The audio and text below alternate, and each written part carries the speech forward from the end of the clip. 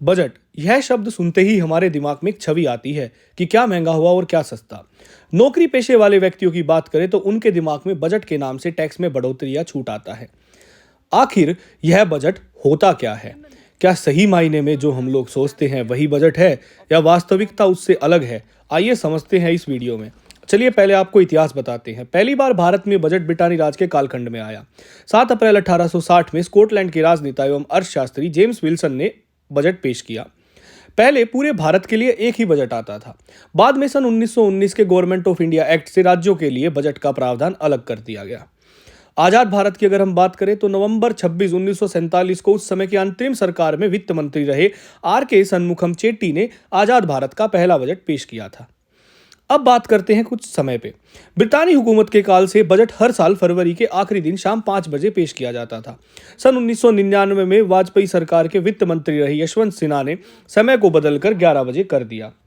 उसके बाद 2017 के अंदर मोदी सरकार 1.0 में वित्त मंत्री रहे अरुण जेटली ने दिनांक को भी बदलकर 1 फरवरी कर दिया। इसके साथ ही पहले जो रेलवे और आम बजट अलग अलग आते थे, अब उनका एकीकरण कर दिया गया।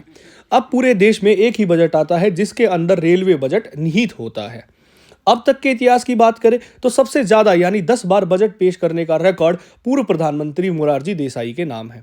आपको यह भी जानकर आश्चर्य होगा कि संविधान के अंदर बजट शब्द कहीं भी नहीं लिखा गया है।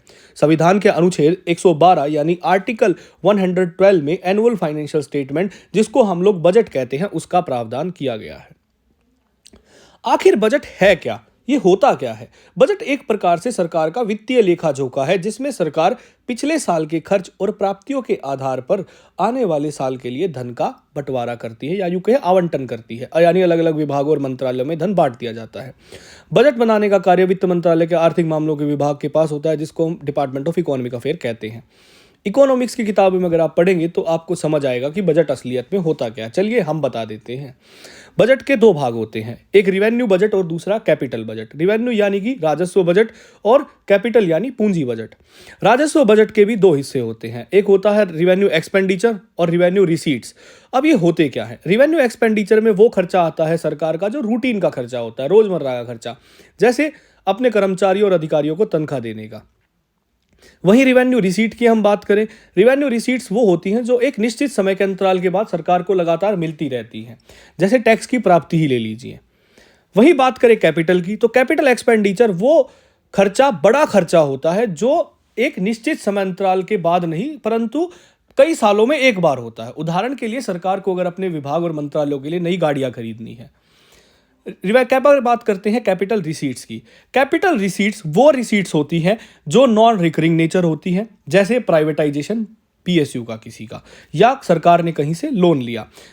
दूसरे मामलों में समझते हैं, रिवेन्यू बजट वो होता है जिससे सरकार की एसेट या लायबिलिटी पर कोई फर्क नहीं पड़ता उसके घटने या बढ़ने से। कैपिटल बजट वही वो होता है जिससे सरकार की एसेट या लायबिलिटी घटती या बढ़ती है, जैसे निजीकरण।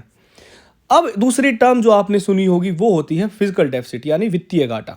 वित्तीय घाटा क्या होता है? जब सरकार का पूरा खर्चा बढ़ जाए पूरे रिसीट से, प्राप्तियों से, उसको हम वित्तीय घाटा या फिजिकल डेफिसिट बोलते हैं। वहीं जब राजस्व खर्चा राजस्व प्राप्तियों से बढ़ जाता है उसको राजस्व घाटा यानी रिवेन्यू डेफिसिट बोला जाता है। वित्तीय डेफिसिट की अगर हम बात करें तो ये अभी फिलहाल में अगर फिजिकल डेफिसिट 6.4% है। अर्थशास्त्री यह मानते हैं कि जितना कम फिजिकल डेफिसिट होगा उतनी ही अर्थव्यवस्था अच्छी होगी। एक कानून के तहत इसको 3% पर लिमिट किया गया है। इस साल जब पूरे विश्व पर मंदी के बादल छाए हुए हैं तो यह देखना अत्यंत महत्वपूर्ण होगा कि सरकार बजट के द्वारा पुनः अर्थव्यवस्था को कैसे खड़ी कर सकती है। ऐसी और इंफॉर्मेटिव वीडियोस के लिए हमारे चैनल को सब्सक्राइब जरूर करें। Thank you.